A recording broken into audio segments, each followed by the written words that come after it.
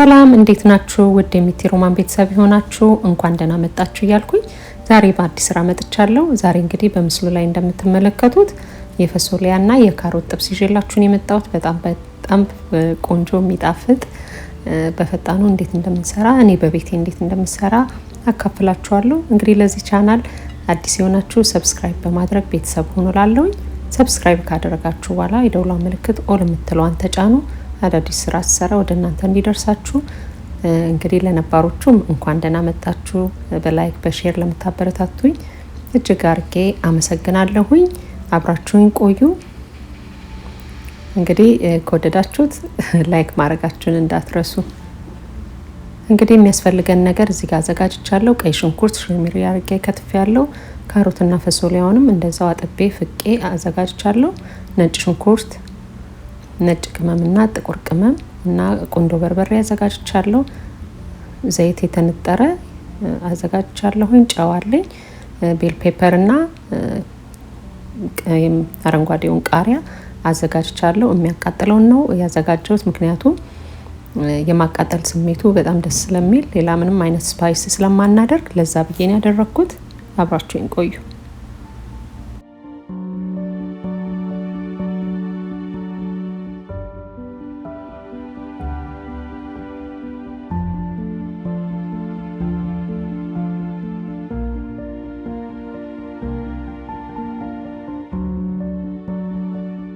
መጥበሻ ቅጠል አዘጋጅቻለሁ።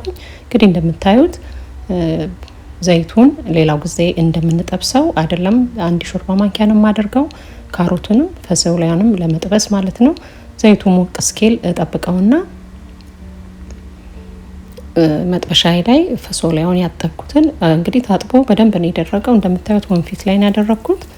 ምንም አይነት እርጥበት የለውም። እንግዲህ እንደዚህ ሞክራችሁት ማታውቁ ካላችሁ አምሹር ብዙ ሰው ሊያረግ ይችላል። እኔ በዚህ መልኩ አንዳንድ ጊዜ እጠቀማለሁ። ስቲም ወይ ደግሞ ገንፈል ሳናደርገው እንደዚህ መስራት እንደምንችል ላካፍላችሁ ብዬ ነው። ካሮቱንም እንደዛው ፍቄ በስሱ ነው የቆረጥኩት፣ ምክንያቱም ቶሎ እንዲበስል። ይሄው እንደምታዩት ፈሶሊያዬ ደርሷል። እንግዲህ ምንም አይነት ወንፊት ነገር አልጠቀምም። እንደምታዩት ብዙ ዘይትም የለውም። የቀረበ ዘይት ካለ በፔፐር ታውል አድርጌ እዚህ ጋር ወደ ታች እንዲወርድ ወይ ደግሞ እንዲመጣው ለብቻው አስቀምጠዋለሁ ማለት ነው አንስቼ። እንግዲህ ፈሶሊያውን እንደዚህ ካወጣው በኋላ ካሮቱን ደግሞ በተመሳሳይ መልኩ አደርጋለሁኝ። ለካሮቱ ምንም አይነት ዘይት አልጠቀምም፣ በቀረው ዘይት ነው የምጠብሰው።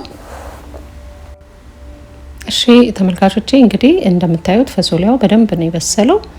አሁን ደግሞ እንደነገርኳችሁ ካሮቱም በደንብ ደርቋል፣ ምንም አይነት ውሃ የለውም። እሱንም መጥበሻዬ ላይ አደርጋለሁ።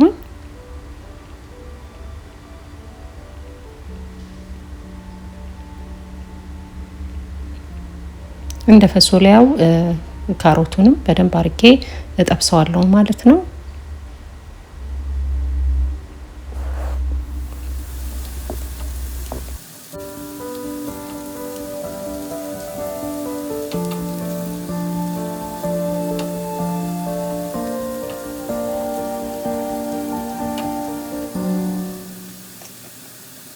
እሺ እንግዲህ እንደምታዩት ካሮቱም ደርሷል፣ በደንብ ቆንጆ ሆኖ ጥብስ ብሏል። እንግዲህ እንዳያችሁት ዘይት ምንም አይነት ዘይት አላደረኩኝም።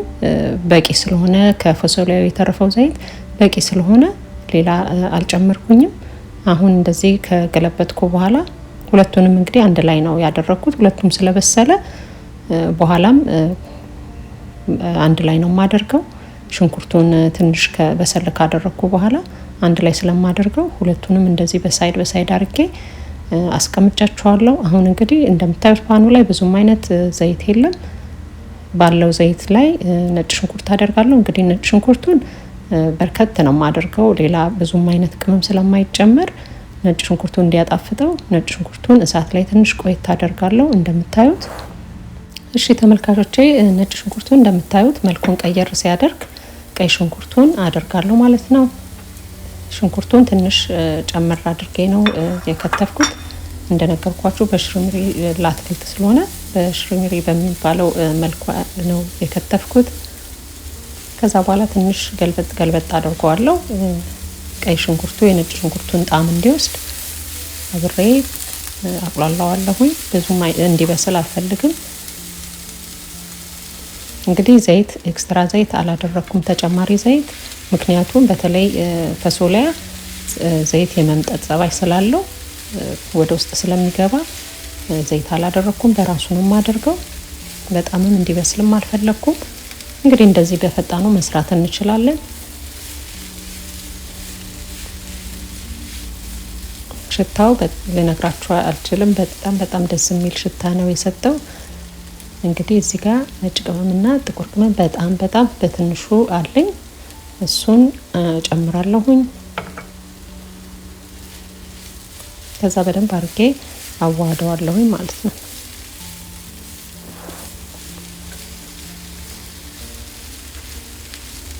እንግዲህ ከዚህ በኋላ ብዙም እሳት ላይ አላቆየውም። ሁሉም የበሰለ ነገር ስለሆነ ሙክክ ብሎ እንትን እንዳይል ስለፈለኩኝ ኦሬዲ ያው ፈሶሊያና እንትኑ ካሮቱ ስለበሰለ ብዙም እሳት ላይ አላቆየውም ማለት ነው። እሺ ተመልካቾቼ እንግዲህ በደንብ ቆንጆ ሆኖ ነው የበሰለው። አሁን ደግሞ ምንድነው ማድረገው? ቃሪያውን ያዘጋጀሁትን ከታለሁኝ። ይሄን ቤል ፔፐር እንግዲህ የፈለጋችሁትን አይነት መጨመር ትችላላችሁ፣ ያው እንደ ምርጫ ማለት ነው። አረንጓዴውን ቃሪያ አደርጋለሁ። ያቃጥላል በጣም።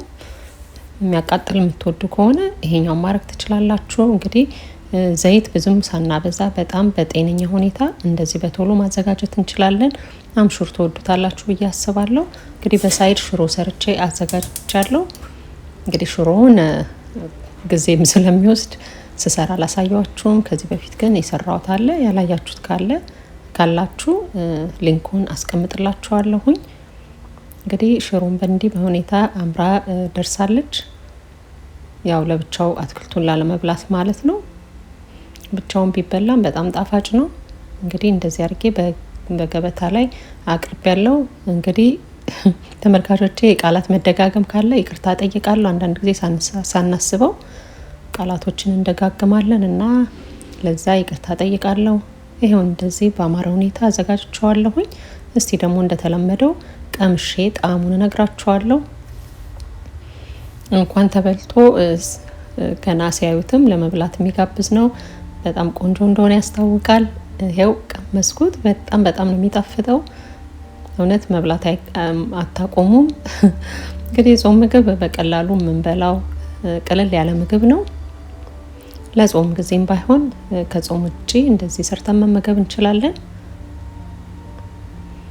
እንግዲህ ያው መጉረስ አላቆምኩም። የዛሬው ይሄንን ይመስላል። ከወደዳችሁት ላይክ፣ ሼር ማድረጋችሁን አትርሱ። በሚቀጥለው ስራ እስክንገናኝ በቸር ይግጠመን። ኢትዮጵያ ሀገራችንን ሰላም ያደርግልን።